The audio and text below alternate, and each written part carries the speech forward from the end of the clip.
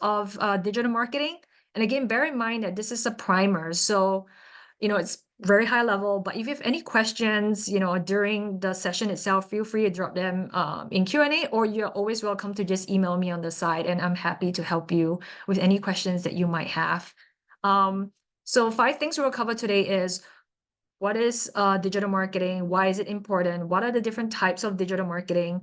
And we'll cover some trends in terms of like what's hot and what's coming in digital marketing for this year. And also what are some of the things you should not do when it comes to digital marketing itself. So let's see. I think for most, a lot of the content today is based on my experience working with small, medium businesses here in Hawaii. And of course, it might deviate from what you actually need in terms of implementation for your own specific business. So again, if there are any questions pertaining to that, happy to answer them on this call.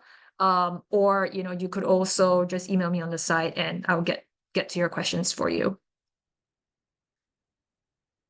So again, really quickly, like what is digital marketing? If you were to put it simply, digital marketing is, what we call online marketing, and it's all the different marketing efforts that occur on, and I put here through the internet. And the reason why I put that as well is because, a lot of the initiatives could come through the internet, but actually happen and occur offline. For instance, looking at a message through your phone, which is not technically through the internet. But I just wanted to be specific because we'll be touching a little bit about SMS marketing as well, which I feel like it's making a comeback and it's going to be growing and becoming more important in the future. There are 3 big aspects to digital marketing that I will touch on in the later slides. So digital marketing can be thought of as for B2B, which is business to business marketing, B2C, business to consumer marketing. There's also free digital marketing or paid digital marketing, and digital marketing can be outbound or inbound. Although I would say most good digital marketing would be classified under inbound marketing, and I'll explain more in the following slides.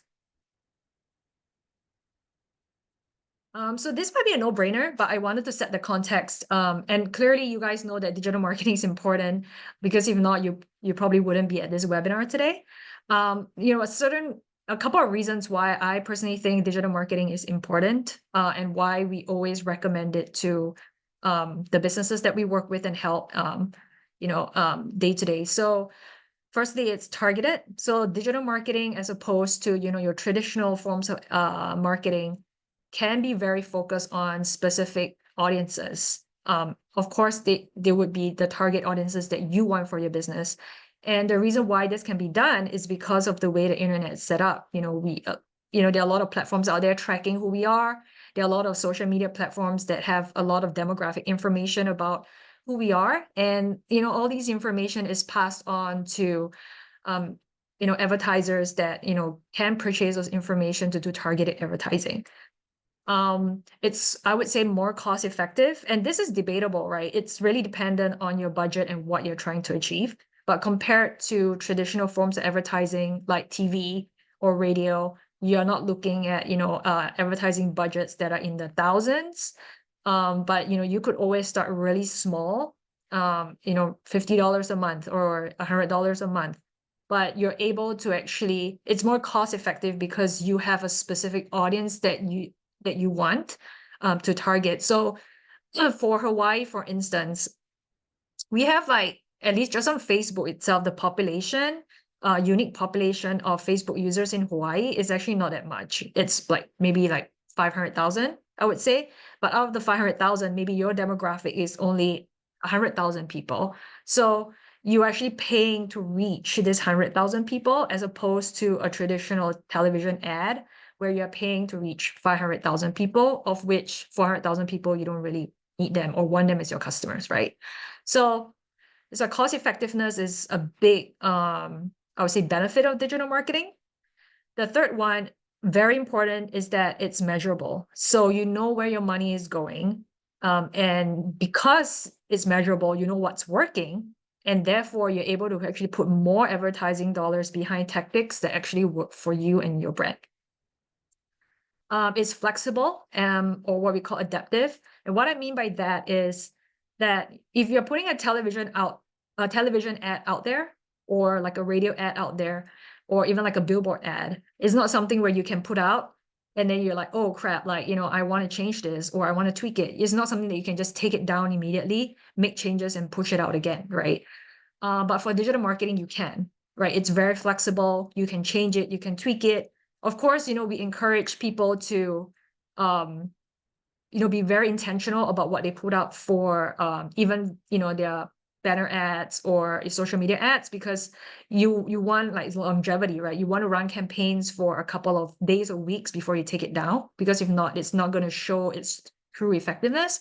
But at the same time, it's something where you put something out, you can run it for a week and, you're not seeing any returns. You can always take it down, make some tweaks in terms of copy or audience, and then put it back out again. So digital marketing is extremely flexible, is very adaptive. And therefore it's, I would say easier to manage compared to your traditional forms of, marketing. And then, of course, the last point, if you're on social, you definitely know that digital marketing can be more engaging, because at the same time, it's very specific and targeted at an audience, or a niche that they're trying to talk to. So I just wanted to share a couple of numbers here, or metrics that show you the potential of digital marketing and what you can achieve as a business owner, leveraging the full power of digital marketing. So the first one is 72% of US adults use social media. So again, no brainer. If you are not on social media, you're missing out, in terms of exposure to a lot of people in the US. Email ROI is return on investment. So here it's $36 for every $1 you put into email marketing. On average, people get about $36 back. Especially if you're an e-commerce brand, for instance. Affiliate marketing right now is worth over 6 billion. We'll talk a little bit about affiliate marketing later. But what this basically is telling you is that there's a lot of money that people are making through affiliate marketing. And because of that, businesses should be leveraging on all these affiliates out there to help you spread the word about your brand. The last metric here, which is, I think it's like super powerful. It's like 5.9 million searches are happening every minute on Google. So if your company, your website is not primed to be searched through SEO, again, you are missing out on all this opportunity. So all these numbers tell you the potential and the opportunity that you have as a business owner leveraging digital marketing. Of course, how and where you start, it's a different question, but it's a no-brainer that you should be doing, or be leveraging digital marketing for your business. So again, as I mentioned earlier, there are three, when I look at digital marketing, I kind of group them into three different categories. Firstly, B2B versus B2C. So all these examples here are based on one brand, which is the Zoom, brand virtual conferencing platform, since we're using Zoom today. And again, Zoom, I picked Zoom because it's interesting. It's used by both individuals, for personal use, but it could also be used by organizations like HTDC and Innovate Hawaii for virtual events. So I wanted to use that to show you how they tailor their messaging based on these three categories, right? So first and foremost, B2B again, business to business, as you can see on the left, Zoom events. The copy here says drive impact with engagement with Zoom. The picture shows you people in suits, it's very corporate, and clearly you can tell that this is very much focused on a B2B audience. Whereas on the right side, if you look at the copy says AI that makes you more productive. So it's more individual focused. It's very singular. If you look at the pictures, it's, one person, either maybe a solopreneur, it could be someone who is, just using it for personal use. But, it's tailored to two completely different audiences, right? So, again, depending on your business, you have to think about, who your audience is, what your niche is, and then tailor your copy accordingly. But just using Zoom as an example for this, they can do both B2B and B2C kind of digital marketing ads. free and paid, the difference between free and paid digital marketing. If you look at the one on the left, this is actually a featured snippet. So I did a search on Google using the words virtual conferencing platforms. And basically a featured snippet within the search results came up. And this was actually, this featured snippet was actually pulled out by Google from this website called Owl Labs. And Owl Labs, has this article that talks about the 7 best free video conferencing platforms with Zoom as the first one. So, Zoom, of course, being a very prominent brand, it's being covered by Owl Labs, but they kind of benefited from this in terms of free digital marketing, we call it, because their brand is out there. It's, it's in a featured snippet by Google, and they didn't necessarily have to pay for it. On the right side, however, if you look at this and where it was sponsored, this is definitely an ad, a digital marketing ad that Zoom is running through Google Ads, right? And that's why it's coming up here and telling you that it's a paid ad. So again, there's a difference between free and paid. And lastly, outbound or inbound. Most traditional non-digital marketing is outbound. What we mean by that is, it's, for instance, if you look at this picture of Zoom here, it's basically a billboard ad. I believe it's at one of the, like train stations on the mainland. And basically it says, your video could be awesome, and it's zoom.us. So here, they have no idea. I mean, they might have, like a general sense of who might be using that subway station. For instance, if it's near like a campus, it could be a lot of students going through. If it's near like like other big companies or tech companies, it could be a lot of employees from those tech companies coming through. But there's no specific audience that they're trying to talk to here. They're just telling you that if you use Zoom, your video is going to be great. Right. So this is an example of what we call outbound marketing, where there's no specific target. They're just putting it out there and then seeing who's going to respond to you, to the company. In a digital context, if you look at the example to the right, so it says here, Zoom video communications, upgrade your conference room with Zoom rooms, flawless video, clear audio, and instant wireless sharing. I personally would think this is more of a general ad, or digital ad as well, and will be more considered outbound because there's no specific audience that they're looking at. I mean, of course, you can say and argue that, because of this picture, it's targeted more towards organizations as opposed to personal use. But even within the scope of organizations, right? Are they talking about nonprofits? Are they talking about, Fortune 500 companies? Are they talking about small, medium businesses? We don't really know. So again, this is also an example, I would say, loosely in terms of outbound marketing, digital marketing, where they're just putting something out there and waiting for people to respond to them. In contrast, if you look at the last picture here where it says Zoom for Life Sciences, it's very specific. It's talking to people who either work in the life sciences, people who are educators in the life sciences, people who are students in the life sciences. And here it's, basically this ad here is saying and trying to explain why Zoom is the best platform for virtual conferencing for people in the life sciences industry, right? So again, this will be, I would say, a closer example to inbound marketing, where they're putting out the benefits of using Zoom for a specific niche, and therefore, it's actually pulling people from the life sciences to them, to consume the information that they're putting out. So again, I would say digital marketing is actually inbound, or at least the good digital marketing is inbound because it's very targeted and very focused. So now let's go on to the types of digital marketing. Having worked with many small, medium businesses here in Hawaii, I noticed that there's sometimes a lot of confusion about all the different types of digital marketing out there. And sometimes people use words or terms interchangeably. So it gets a little bit confusing. However, in my own mind, when I categorize digital marketing, these are the 11 main types of digital marketing that I see. Some of them could stand alone. That means they are not, you don't combine them with anything else. But I would say that a lot of it is actually interwoven. And you would use probably, like, for most small, medium businesses, you'll probably use 1 to 3 different types of digital marketing tactics here for your business to, to get the best out of, to form the best digital marketing strategy. And I'll actually talk a little bit about that later as well. So there are 11, and we're going to go through them, all of them. I'm also going to group some of them together because they are either interwoven or, they are very similar, and that's why people get confused.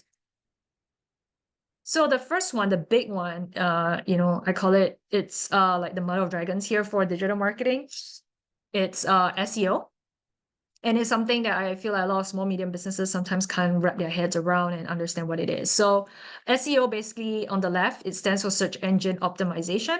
And what this is talking about is basically the idea of creating content for the internet that has relevant keywords that people are using to search for information about your business.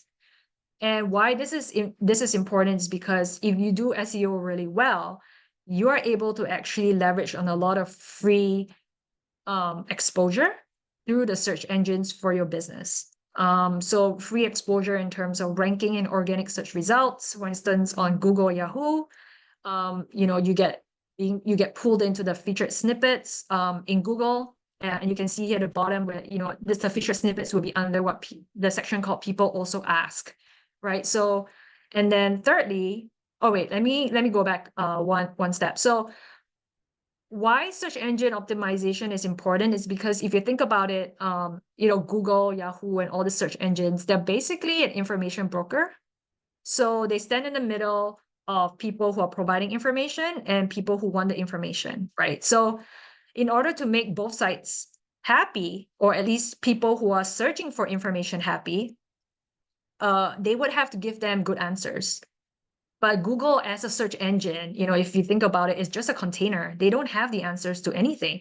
So they need people who provide the answers, which would be like the businesses, bloggers, whatever, to actually feed those answers in so that they could push those answers out to people asking about them, right? So Google's going to reward you as the business if you're providing answers to questions that people are asking, right? And if people are asking for, tax information, and you are an accountant running an accounting firm, and all the different questions that your clients ask you, why not create a blog post about it? Because you're providing the answers that people are typically asking about taxation anyway.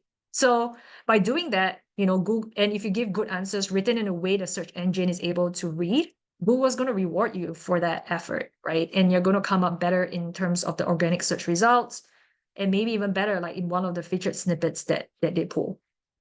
So that's for search engines, but I also want to touch on the third point, searchability in social media platforms. This is a big one that's coming up. Especially, for instance, like Instagram. It's been happening in Pinterest for quite some time, but because Instagram, it's such a big platform, searchability, they're trying to make that app more searchable. That means you can look for information within the app itself, and get pointed to different content within the app that answers your questions or answers the search that you're doing. So what that means is that captions, are becoming more and more important in apps like Instagram, because the algorithm looks at the captions to figure out whether you are able to, you're giving out information that is relevant to people searching for the information. So this whole idea of SEO now not only applies to search engines like Google and Yahoo, but also extends into social media platforms as well. So that being said, we have something that's very closely aligned with SEO called SEM, search engine marketing.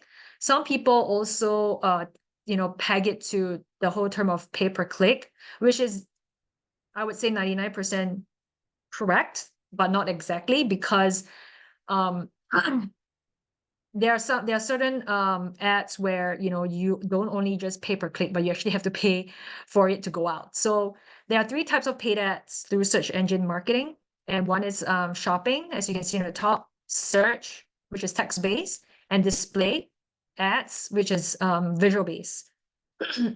Pay per click most often would apply to like the shopping ads for Google, because you don't pay for them unless someone clicks on them. But for both search and display, You literally have to put a budget out there, and then it's based on like impressions that they push out and so on, and then the budget's used up. So it's not really pay per click for every single category. It might depend on what you're trying to do. But this is SEM. As you can see, the biggest difference between SEM and SEO is that SEO, if you do it by yourself, of course, gives you great outcomes for free. You don't really have to put any money into it. However, for SEM, it's a paid effort. You need to put like a budget behind it in order for it to give you the outcome that you want. So hopefully this clarifies between SEO and SEM, because I feel like this is a big one that a lot of small, medium businesses here get confused about. But if you have other questions pertaining to this, feel free to throw them in Q&A. So another big type of digital marketing is content marketing. And actually, I did a webinar about this a couple of weeks ago that does a deeper dive into content marketing. So I encourage you to go watch it. I'll leave a link to all the different webinars that Innovate Hawaii is doing at the end of this session, so that you can go back to it and either RSVP for upcoming webinars and workshops, or watch the ones that we've done before. But anyway, content marketing is it's a tactic that actually focuses on creating and distributing content that's valuable and relevant and consistent to your audience, right? So it's not, I will talk a little bit about it later, but there's this whole like spray and pray mentality where it's like, oh, okay, I'm just going to put it out there and see who responds to it. Again, that's an outbound marketing tactic, which I talked about earlier, not inbound. So that's not really going to work that well with digital marketing, and you're not leveraging the full potential of digital marketing. But anyway, back to content marketing specifically, there are two big categories to content marketing. It's short form and long form. So, for short form, we have like social media posts, email marketing, videos, infographics. Long form would be things that take, I would say, more than 3 to 4 minutes to consume, and that would be like blog posts, articles, webinars, long form videos, podcasts, and things like that.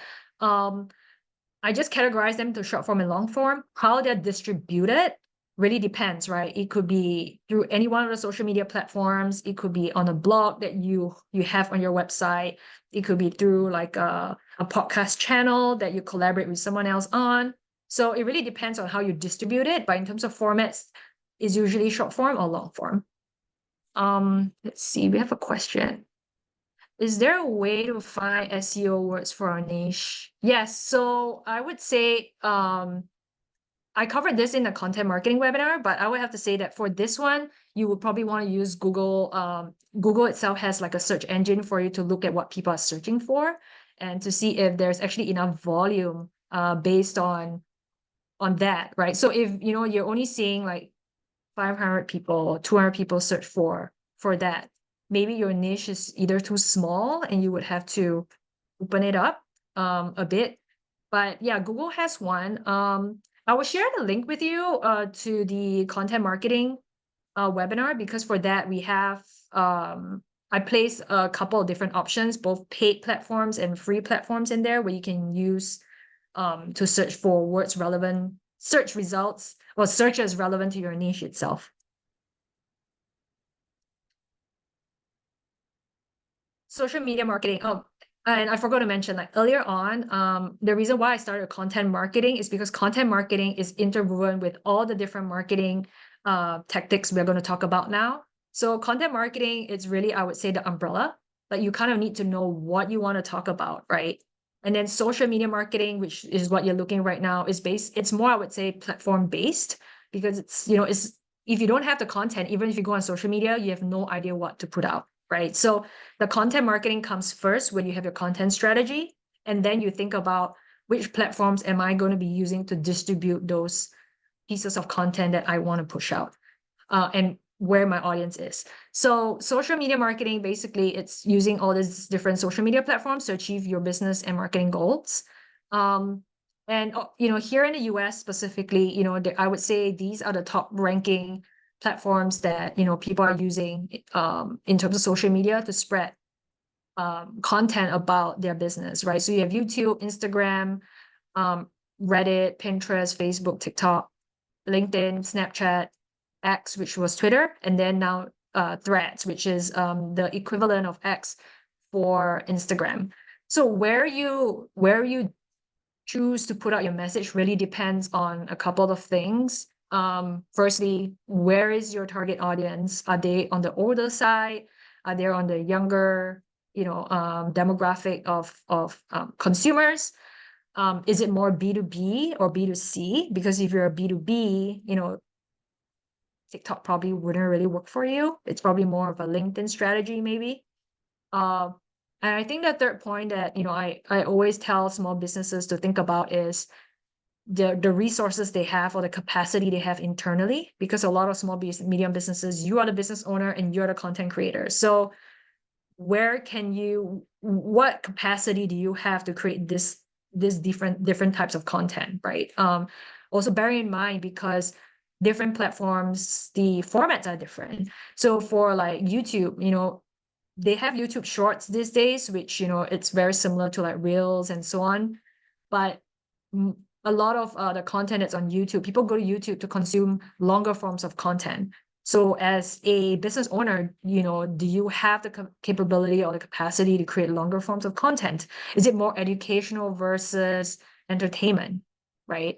Or are you a business owner who is more text savvy? If you're more text savvy and you can convey the same kinds of information and you have the audience there, would Reddit or X be a better platform for you, right? If you are a very visual heavy business, that means you like to use visuals to reach out to your audiences and engage them, then probably Instagram and Pinterest would be a closer fit for your business, right?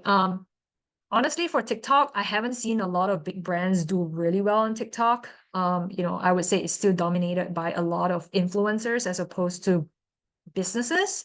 But yeah, if your business has a fixed personality, if you have a spokesperson, it's always, maybe it's the business owner who is really comfortable about talking about your business and puts a face to the business, then yeah, TikTok might be a better platform for you to be on. So again, a couple of things to consider, just to recap, it's where is your audience on? What kind of business is it? Is it B2B or B2C? And thirdly, what kind of internal resources or capacity do you have as a business to take on social media marketing? And I want to say, like, for most small medium businesses, the ones that do it really, really well, I see them focusing all their efforts on just one to start. And once they amass a certain number of followers on that platform, then they use that content and repurpose it if possible for other platforms. But usually if they take on too much, it's not going to happen. You're just going to get very scattered and you're going to burn out. I wanted to share this really quickly because I thought it was interesting, because especially if you're working with very young, if your customers are in the younger demographic. So there was a study that was done by YPulse recently, where they asked teens what their coolest brands were in their minds in North America. And it's interesting because this kind of removes the social media platforms as just a platform, but as a brand, right? If you think about it, you want, depending on what kind of brands you consume as a consumer, you align yourself with those brands because you think they're cool. And I think that's really important, because then you want to be on it. So the teens are definitely, and it makes a lot of sense. If you look at it, a lot of teens, so by teens, we mean 13 to 17 years old in the US, they think TikTok's cool. They think YouTube is really cool, and then Snapchat. So it says a lot if you are company going after the teen demographic to definitely consider one of these three as your main platforms to start, maybe. But I wanted to just share this because I thought it was kind of enlightening in terms of what the younger generation is thinking in terms of cool brands in the US. And then, so we also have what we call influencer marketing and then affiliate marketing. Again, there's sometimes confusion around this because people are like, okay, what's the difference? There are overlaps, but inherently they're also different. Just for entertainment, I'll just play this one really quickly. It's from Bretman Rock, and as people from Hawaii, you guys know that he's from the Philippines, but he's based in Hawaii. So let's take a look really quickly. It's raining hard as fuck, and today I thought it would be fun to do a cute little get ready with me, but with my dogs, as me dressing up with my dogs with Crocs. So yeah, don't expect any fucking high fashion looks. This is just me having fun with my dogs. And yeah. Alright, starting with my first dog, Ella. Ella means black in Hawaiian. I got her from the shelter, and this is my outfit for her. This is what I usually wear to the airport.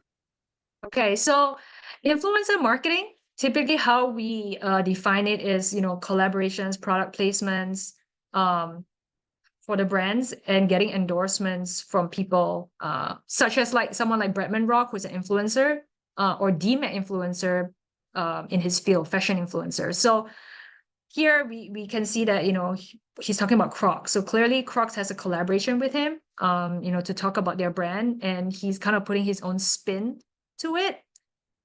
The question here is, did he have to buy Crocs, right? And that's where it differentiates between mostly from influencer marketing and affiliate marketing. Influencer marketing, typically they don't have to buy the products. The companies or the brands give them the products, right? And pay them to talk about the products. So this is what Bretman Rock is doing. On the right, here, these are the best Levi jeans for petites. First up, these have a slim straight leg and hit ankle length on me. The back is so flattering with a cheeky fit, and the shorter length works great with all kinds of shoes like ankle boots. The second pair has a sky-high rise and a relaxed straight leg. These are full length on me and look so flattering with flats or a low heel. So here, on the other hand, it may look very similar to what Bretman is doing, but here Jean Wang, she is, talking about the jeans. She's giving information about like specifications about the jeans. And as you can see at the bottom in white here, this is actually something that I pulled up from her blog post that talks about the jeans as well.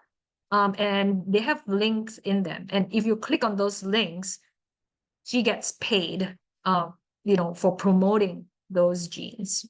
So here she's actually functioning more as an affiliate. Is she an influencer on IG? Yeah, she's talking about the jeans, but at the same time in her blog, she's also getting a commission for marketing and promoting Levi jeans, right? So this is, I would say, the difference between influencer marketing and affiliate marketing, where most of the time for affiliate marketing, she gets a commission only if she promotes it. She may not necessarily have like a lump sum that's paid out to her, to just talk about the brand, without having any link backs, to get commission. So depending on your brand and how you are approaching it, right, you could always consider either the route of influencer marketing, or if you actually want the influencers, or affiliates to work for their money, then you're going down the route of affiliate marketing. So there's a bit of a difference between the two, but it really depends on what you're trying to do with your brand and your budget and so on.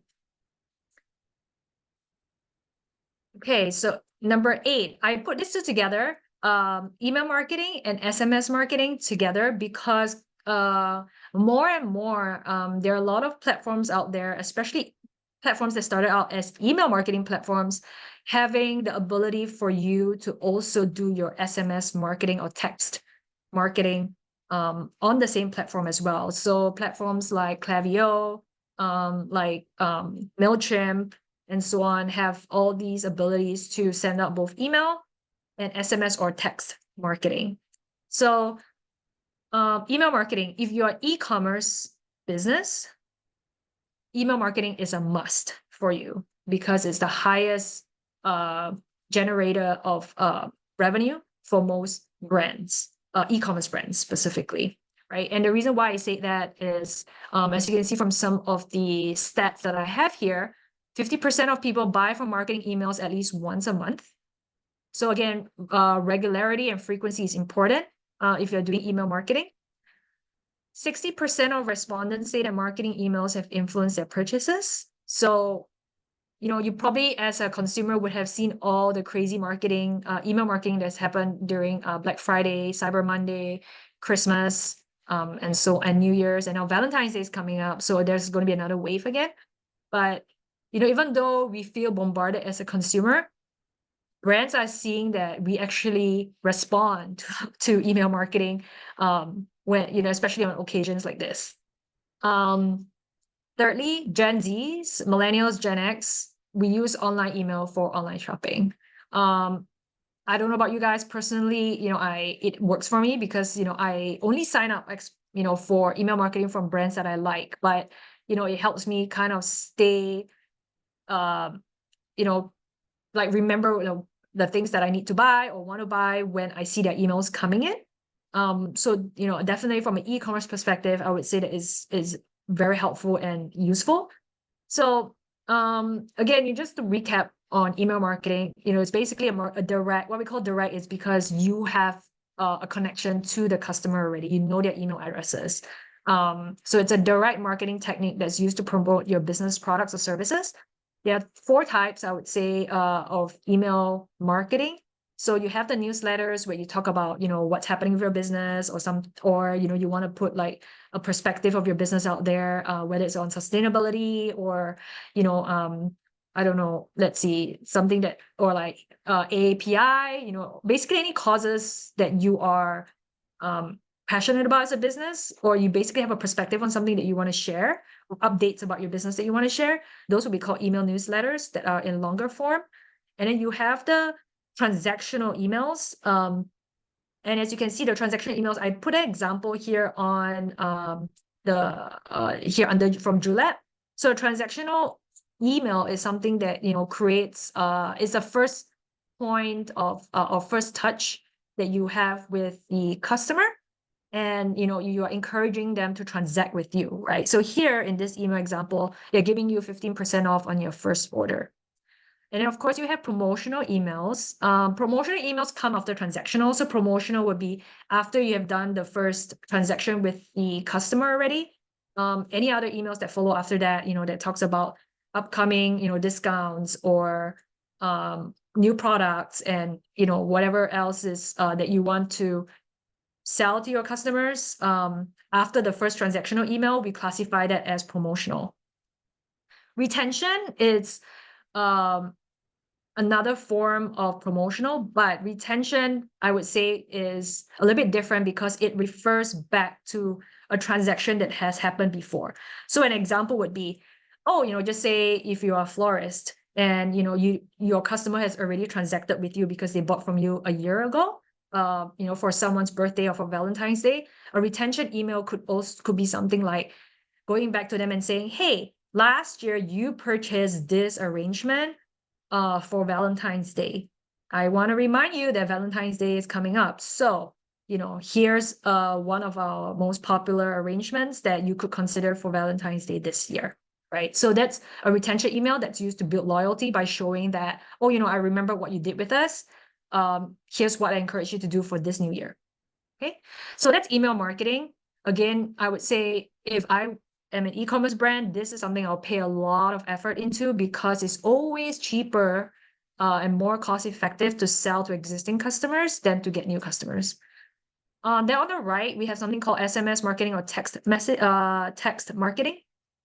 And like I said, it's very closely interwoven with email marketing because you can set it up within the same platform.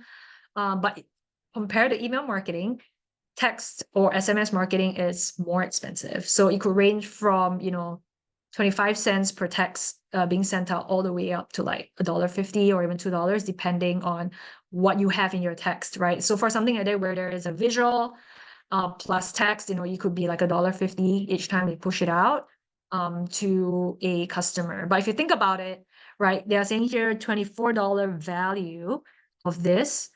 Or they say, basically the message here say gift for her, free gift for you, get our free mini Grow Foundation kit with orders $85 and above using this code. So if you think about it, the text message is $1.50, but if someone's gonna, if this is able to convert someone and do a call to action by ordering $85 worth of product from you, your $1.50 is basically nothing, right? It's a great investment.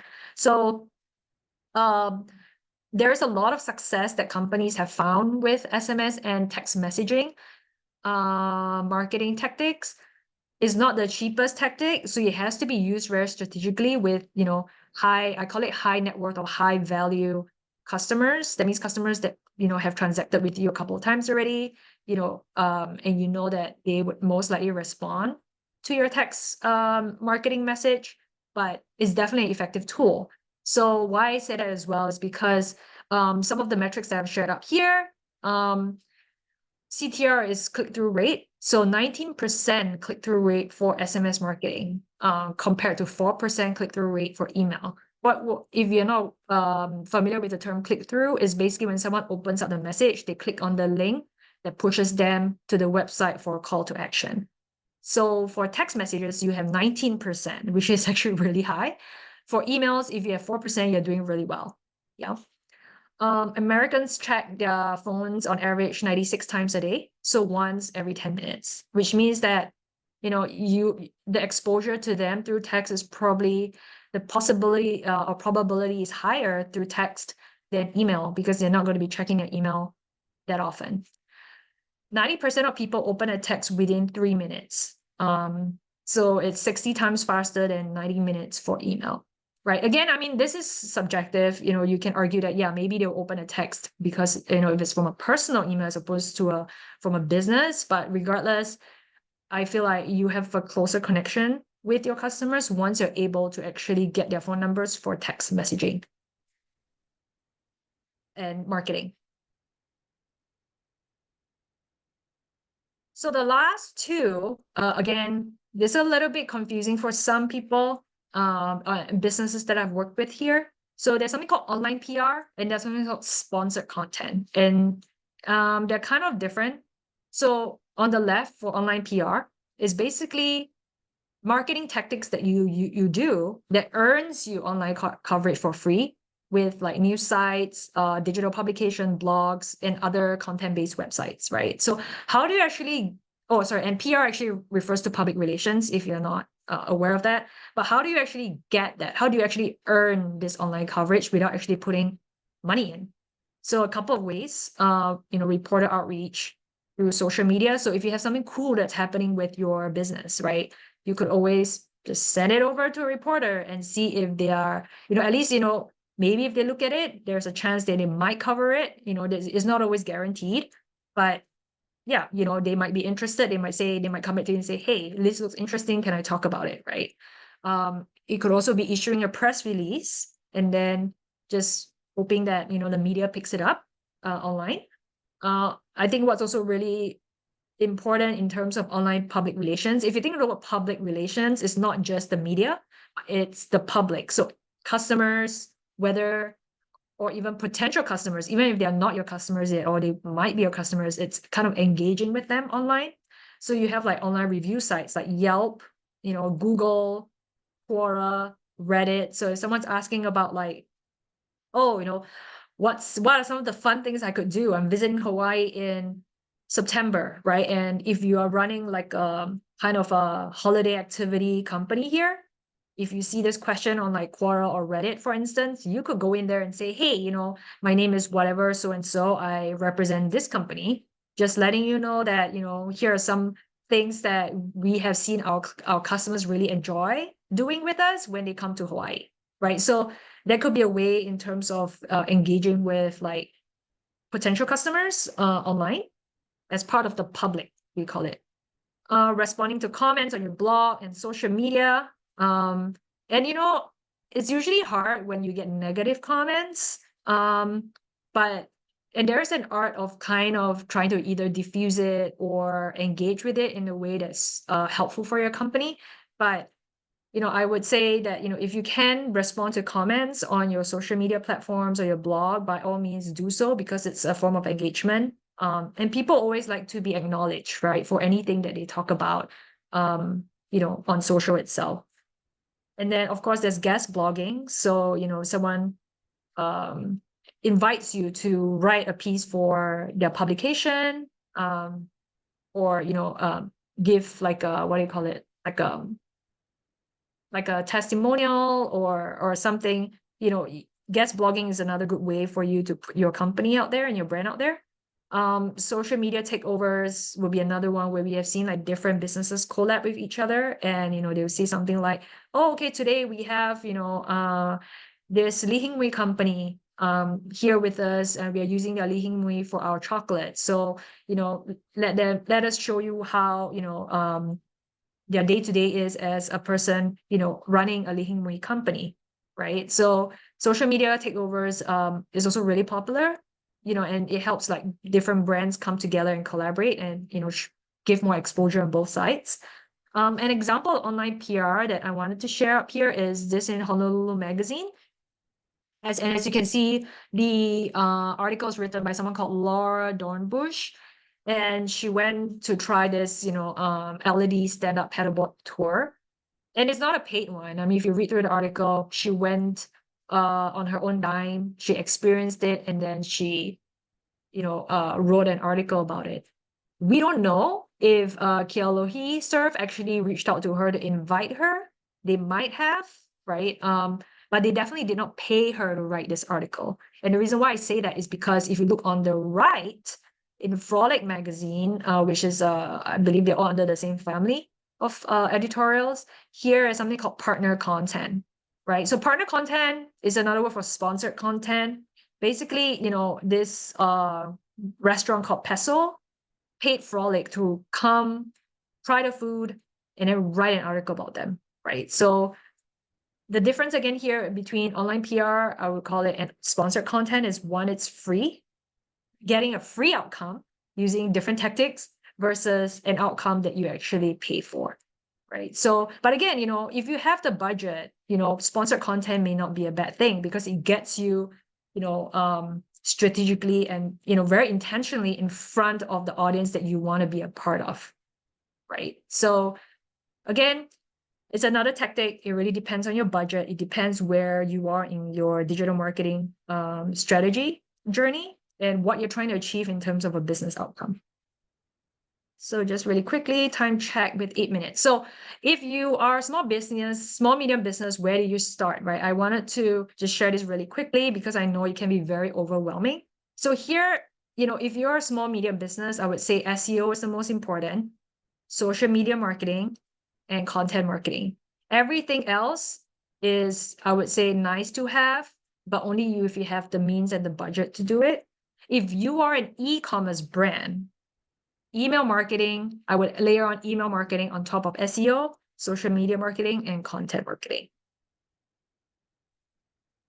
And the reason is this, because if you look at what we call a consumer funnel, this is how you get to your customers, right? The purchase part of your customer journey.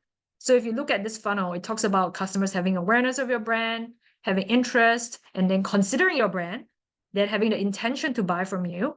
And then after, evaluating based on reviews of your brand, for instance, and then finally the actual purchase itself. And evaluations could be like different promotions or discounts that you give them as well. And the reason why I said the first, the earlier three tactics, so SEO, content, and social are important, and followed by e-commerce, if you have an e-commerce brand, is because most of them actually can help you bring your customer from the awareness part of the journey all the way to purchase, right? So for instance, SEO helps you to put your brand out there through the search engine. So if people are searching for specific products that your company has, and if you do SEO well, you're going to come up, right? For both search engines and social media. And if you have a social media presence on Instagram, Facebook, whatever you choose, right? You're already putting yourself out there. If you do SEO well and you have relevant content, people are going to be able to find you, right? And usually I would say, regardless of which social media platform, whether it's Facebook, Instagram, Twitter, I would say at least 3 pieces of content is important for each week so that, it doesn't trail off. For TikTok, you probably need more because for TikTok, you are at least as good as your last post. And after that, there's zero engagement after that. You don't really see what's happening to people don't really see your content from like a day ago. Okay. Content marketing, is important for your website and your social. So if you're putting out blog posts on your website that helps you to answer questions that will be reflected in the SEO, you know, and you're creating content for your social that tells people about the value proposition of your product and your service, like why is your product unique? Why should people buy from you? You know, and other, of course, you know, there's once you get that, but you can also talk about values of your company, like why should people support your company, right? Are you like woman owned? Are you API? Do you practice sustainability in your business? And so on. And then email marketing actually helps you from the intent stage all the way down to purchase. So I would say in general, if you do email marketing, it would be great to have one email going out per week. However, you should also set up things like what we call first purchase offer, sorry. So when someone signs up for your email, there's actually like an automated flow where you say, hey, thanks for joining our online community or something like that. You know, I would like to offer you X% off your first purchase with us. So that has to be set up. Another one that's really important is your abandoned cart email. And what that is if people put this is for e-commerce brands only. If someone puts a product in their cart, but they forget to check out, it's automated in a way where you remind them that they have something with you that they have not bought yet. And then I would say the third aspect of email marketing that's really important if someone buys from you is to actually have an email that goes out to request for a review that, you know, is featured on either your website or on Google reviews, on Yelp, etc. So if you can do all these different things, it's already a lot, right? But I would say that it would, you know, kind of guarantee you some traction in terms of digital marketing, and help you to focus on you know on the outcomes instead of spreading yourself too thin by doing so many or taking on so many different tactics. So really quickly before we end off, like what's hot and I will talk about this. These are trends that I'm seeing of, you know, from last year into this year, and I think will become more important as we go along. So first is generative AI and content creation. We actually had a session last week that talked about AI for content creation. So I'll leave the link again, or I will send it out in the recording email. That you can go and watch later. We also have a workshop coming up, but the use of generative AI and content creation is becoming more important. It actually helps a lot of business owners who are starved for resources in terms of content creation. Rise of Threads. So Threads, like I said, it's the Instagram version of X. I think personally, you know, Threads is going to get more and more important. It's only at 160 million people right now in terms of users, and X is at 550 million. But because X is going towards mostly a paid subscription model, I suspect, you know, brands that are not really putting too much effort into X would probably drop off and just use Threads, right? So there'll be more engagement that's happening over there. Again, if you are starved for resources, I would say Threads is the last thing you should think about. Yeah, I personally think it might be become a really important platform. The rise in mobile marketing. So what I mean by that is, you know, you have to make sure your website is mobile responsive on the phone. Everyone's doing everything on their phones these days. SMS marketing is another form of mobile marketing as well. So if you can afford it, or if you have really good promotions that you know people would not want to miss out on, maybe you should try you're doing a campaign through SMS. I talked about this, SEO and social media platforms, especially Instagram. So your captions have to be written with intentionality. Like people have done like in the past, really short, like 2-liners. It's not going to help you get your content found organically. So you want to write with more intentionality in your captions on top of hashtags. Retention. So they're talking about retention. I'm not sure about this yet, but this is a trend that has, you know, people are talking about, but I think it remains to be seen. So they're saying that now it's more retention versus engagement.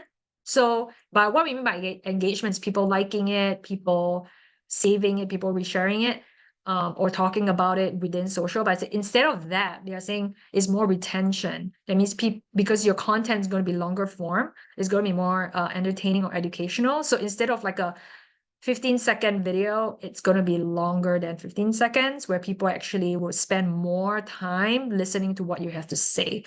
Again, not sure if this is going to be around for a long time, because like social media keeps changing again and again. But because YouTube is, you know, is such a giant, right, in this whole social media space, and YouTube actually uses a lot more retention and engagement. This might be the trend going forward, but I think it remains to be seen. So that brings me to my next point: increase adoption of non-traditional platforms. So YouTube marketing, especially YouTube Shorts. So even if you don't do long form content right now, if you have the capacity to open up an account in YouTube to just repost the reels that you do for Instagram and what is that? TikTok up into YouTube, you might want to try that and see if you get any traction. If you are in B2B, right, LinkedIn is becoming one of the most important platforms for a lot of businesses to kind of brand themselves, and also from a hiring perspective, right? Kind of sharing why people should work for your company, what's so cool about your company, and so on.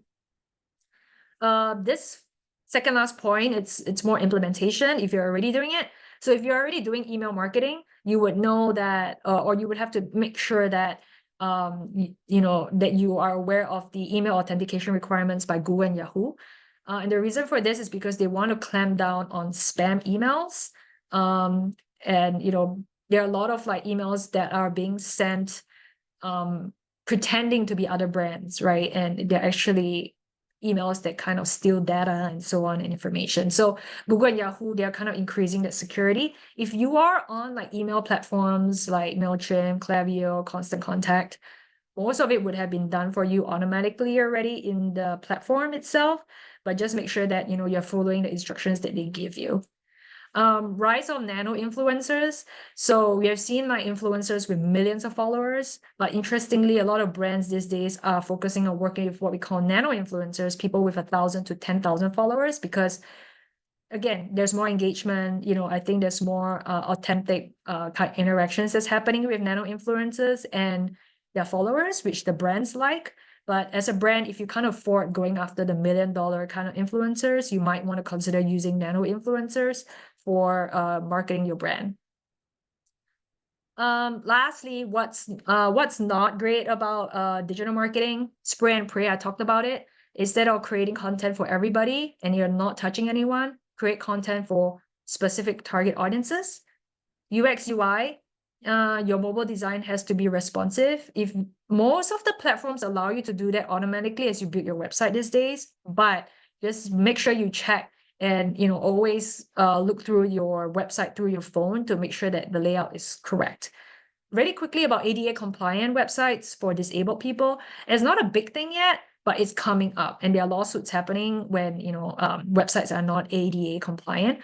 However, I want to say that this is not something you need to pay attention to right now as you're building your business. It's a nice to have later on. And it's not super easy for you to get your website completely ADA compliant. But I want to just put it out there so that you're aware of it. Analytics and iteration, as I mentioned, digital marketing, the power of it is to be able to iterate.